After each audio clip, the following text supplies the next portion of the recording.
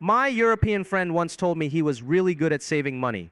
I asked him what that meant. He said he only bought one coffee a day instead of two. I had to sit down one coffee, that was his sacrifice, his noble, heroic act of financial discipline. Meanwhile, my mom has been reusing the same plastic bag since 2003 and considers it a personal achievement. Today, we're talking about something that every Asian household runs on like a secret operating system. The art, no, the science of saving money. Not 10%, not 20%. We're talking about the kind of saving that makes your bank account look like it's training for a marathon while everyone else's is out here ordering dessert.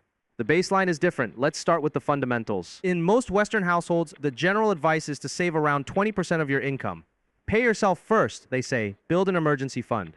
Maybe invest a little. In a lot of Asian households, that conversation sounds like this. 20%? What are you doing with the other 80%? It's not a joke. The savings rates across many East and Southeast Asian countries consistently rank among the highest in the world. China, South Korea, Singapore, Vietnam, regularly hitting anywhere from 30% to over 50% of household income saved. Some surveys of first and second generation Asian immigrants in Western countries show similar patterns. The difference isn't income. It's mindset, and the mindset starts early. The childhood training program, nobody sits an Asian kid down and says, here's a lecture on personal finance. That's not how it works. The lesson comes differently. It comes when your mom turns off every light in the house, the moment you leave a room, like electricity is being rationed during a wartime siege. It comes when your dad drives 20 minutes to the other side of town because that grocery store has fish that's 40 cents cheaper per kilogram. It comes when you ask for a new backpack and your parents look at your perfectly functional 5-year-old backpack like you've lost your mind. The zipper still works on 2 of the 3 compartments. What more do you need? By the time you're an adult, frugality isn't a habit you have to build. It's a reflex. You see a sale and your heart rate goes up. You see full price and you feel personally offended. The plastic bag economy. Let's talk about plastic bags, because this is important. In Western countries, the plastic bag reuse movement is relatively new. It's eco-conscious, trendy, celebrated. People carry cloth totes with slogans on them. They feel good about themselves. Asian mothers have been doing this since before it was cool. Not for the environment, not for a hashtag. For the simple reason that a bag is a bag, and throwing away a bag that still works is something between a sin and a personal failure. The plastic bag under the sink is not just a bag, it's a bag inside a bag. Inside a bag, it's a nested system of reusable infrastructure that has been optimized over years. There's a bag specifically for wet things, a bag for shoes, a bag that is too nice to use but too good to throw away. So it just lives there, respected. And don't even get started on containers. That circular tin that looks like it holds Danish butter cookies, that's been holding sewing supplies since 2007. The yogurt container? Now it stores leftover rice. Every container has a second life. Every item earns its place. The restaurant philosophy, going out to eat, is not a simple activity. It is a strategic operation. First, there's the research phase. You don't just pick a restaurant, you check the menu online, compare prices, read reviews, identify the best value to quantity ratio, and determine whether the portion size justifies the cost. This can take longer than the meal itself. Then there's the ordering phase. You don't order one dish each. You order family style, which means you share everything, which means you order strategically. One expensive dish, 2 affordable dishes, and maybe one more thing. Because there's a promotion on Tuesdays, and you plan specifically around this, and then the leftovers. There are always leftovers. This is not an accident, this is by design. You ordered slightly more than needed because tomorrow's lunch is tomorrow's problem, and tomorrow's problem has already been solved tonight, in a takeaway container that will be reused later.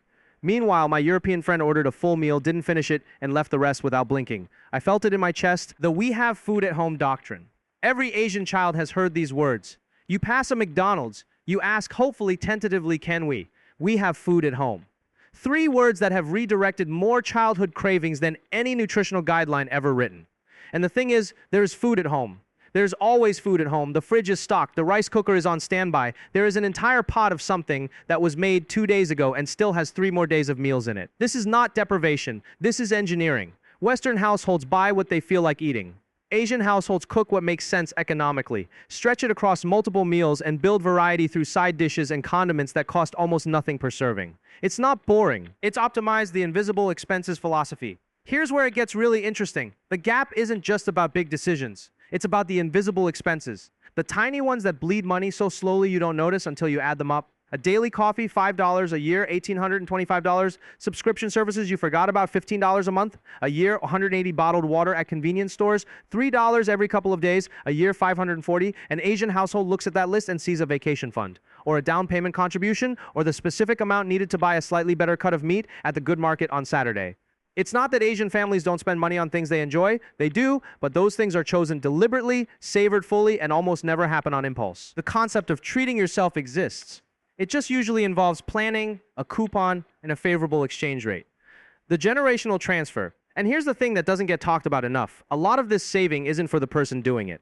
Many first-generation immigrant families save aggressively because the goal isn't personal comfort. It's transferred to parents back home, to the kid's university fund, to a younger sibling who needs help, to the family home. The money isn't just yours. It was never just yours. It belongs to a network of people who are counting on it to exist. That changes how you think about every purchase. Is this worth it? Worth it compared to what it could do for someone else? That's a different calculation than, do I want this right now? That's not financial discipline. That's love expressed in budget form. Turn from funny to warm. So yes, Asians save more money. The numbers back it up. The plastic bag collection backs it up. And the 47 yogurt containers in the cabinet definitely back it up. But underneath all the frugality, the reused bags, the optimized restaurant orders, and the we have food at home, there's something that's less about money and more about values, about not wasting what you have, about thinking past today, about caring for the people around you in ways that show up as spreadsheets and full freezers rather than grand gestures. Is it extreme sometimes? Sure. Does my mom still save napkins from fast food restaurants, even though we are all grown adults and completely fine? Yes, absolutely yes. But you know what? I've never been in a crisis and not had a plan. I've never run out of food. I've never been unprepared for something money could fix. And that, in the end, is what all those saved plastic bags were really for. Drop a comment if your mom has a container drawer that hasn't been organized since the early 2000s. I think we all live in the same house. Thanks for watching Like an Asian. See you next time.